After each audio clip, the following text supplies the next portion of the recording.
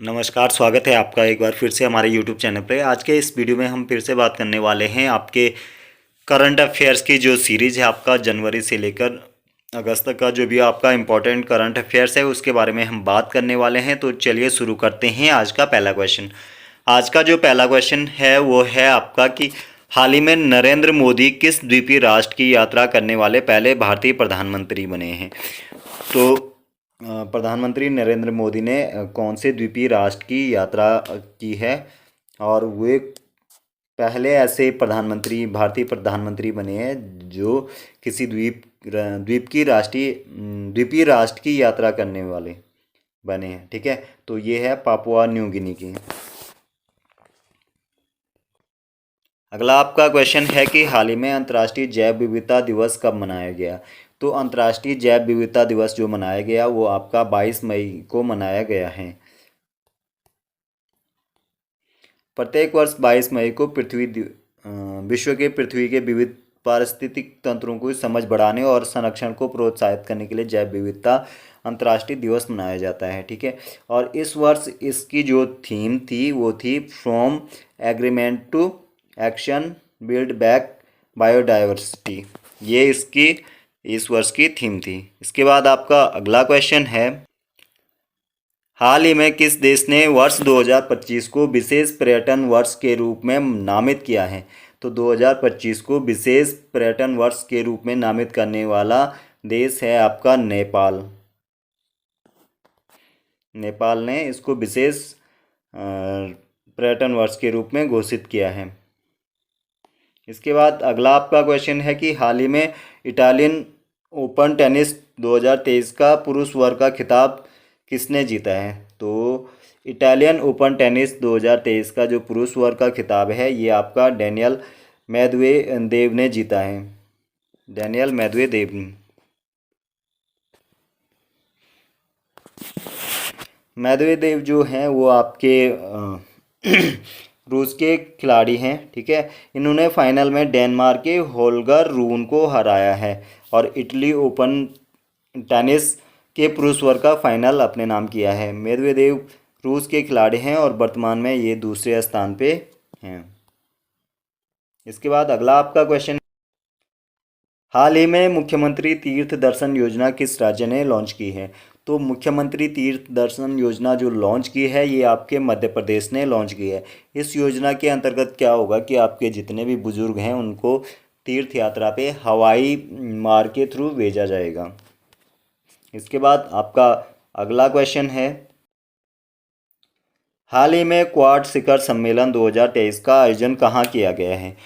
तो क्वाड शिखर सम्मेलन 2023 का जो आयोजन किया गया है ये आपका जापान में किया गया है। 20 मई 2023 को ये शिखर सम्मेलन हुआ था। जापान के हिरोशिमा में ये सम्मेलन आयोजित किया गया था।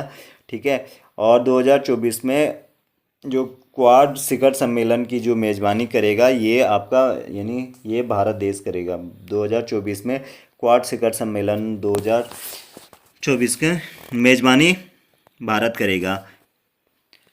क्वाड के बारे में थोड़ा सा जान लेते हैं, क्वाड है क्या। ठीक है, तो जो क्वाड है, क्वाड आपका भारत यानी आपका इंडिया, अमेरिका इंडिया, अमेरिका और ऑस्ट्रेलिया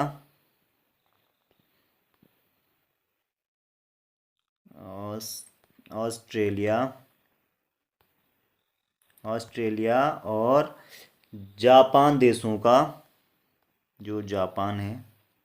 ठीक है, इन देशों का क्या है ये एक समूह है। ठीक है, जिसका उद्देश्य है कि भारत प्रशांत क्षेत्र में लोकतांत्रिक देशों के हितों की रक्षा करना और वैश्विक चुनौतियों का समाधान करना, ये इसका उद्देश्य है। इसके बाद आपका अगला क्वेश्चन है कि हाल ही में विश्व एथलेटिक्स भाला फेंक रैंकिंग में 2023 की रैंकिंग में पहला स्थान किस एथलीट को प्रदान किया गया है। तो विश्व एथलेटिक्स भाला फेंक रैंकिंग 2023 में जो पहला स्थान मिला है ये हमारे देश के नीरज चोपड़ा को पहला स्थान मिला है।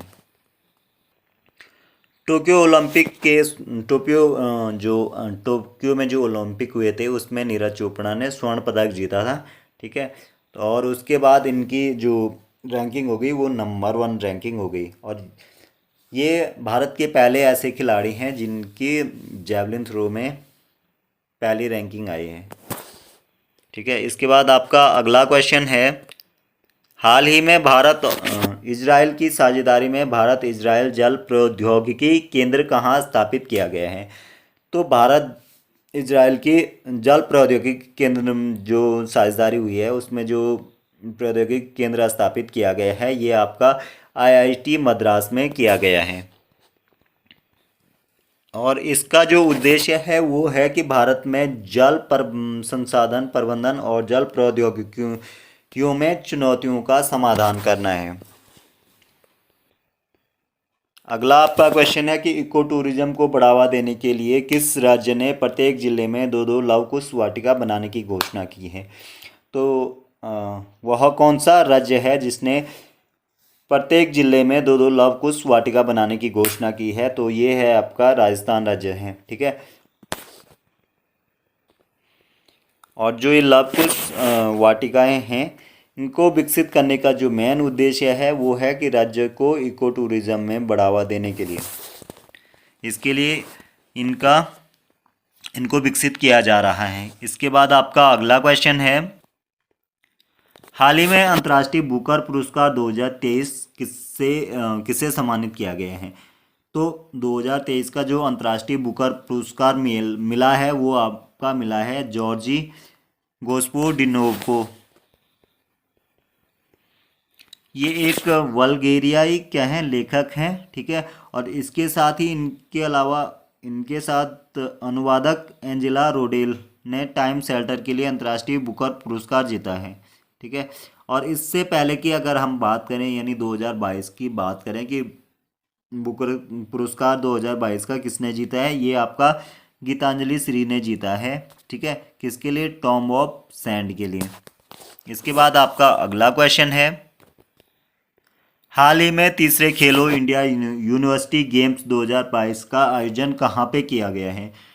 तो तीसरे जो खेलो इंडिया यूनिवर्सिटी गेम्स 2022 का आयोजन है वो आपका उत्तर प्रदेश में किया गया है। अगला आपका क्वेश्चन है कि हाल ही में प्रकाशित पुस्तक पार्टीशन फ्रीडम के लेखक कौन हैं? तो जो पार्टीशन फ्रीडम जो पुस्तक है उसके जो लेखक हैं वो राम माधव हैं। इसके बाद अगला आपका क्वेश्चन है कि हाल ही में चर्चा में रहा पोपोकैटपेटल ज्वालामुखी किस देश से संबंधित है? तो पोपोकैटपेटल जो ज्वालामुखी है वो आपका मैक्सिको से संबंधित है। मैक्सिकन राजधानी के दक्षिण पूर्व में पोपोकैटपेटल ज्वालामुखी में भयंकर विस्फोट हुआ है, इस वजह से ये क्या है, चर्चा में बना हुआ है। इसके बाद अगला आपका क्वेश्चन है, हाल ही में विश्व के यानी वैश्विक जो सुपर कंप्यूटिंग है, ठीक है, उसके 61वें संस्करण में किस भारतीय सुपर कंप्यूटर को स्थान मिला है? तो जो वैश्विक सुपर कंप्यूटर का 61वां संस्करण हुआ है इसमें भारत के ऐरावत सुपर कंप्यूटर को स्थान मिला है।